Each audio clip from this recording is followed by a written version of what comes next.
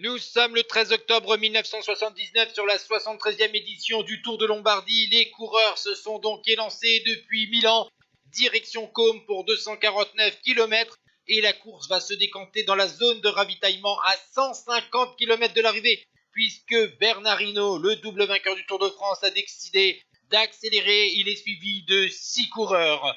Moser et Saroni, eux, vont laisser faire le coureur français. On pense que c'est un coup de folie. Et bien 60 km de l'arrivée, dans la montée du Val d'Intervi, Bernard Hinault a accéléré de nouveau et il est suivi par le meilleur jeune du dernier Giro d'Italia, Silvano Contini. Au sommet de la difficulté, ils avaient encore plus de 4 minutes d'avance sur le peloton principal. Bernard Hinault va faire un gros travail dans la suite de cette initiative. Il va accélérer dans la dernière montée de San Fermo de la Battaglia, mais le jeune coureur italien ne sera pas donc distancés. Ils sont deux à se jouer au sprint la victoire à Côme.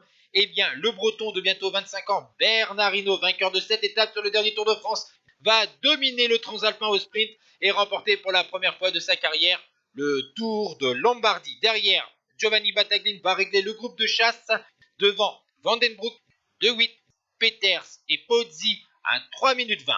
Ciao tout le monde.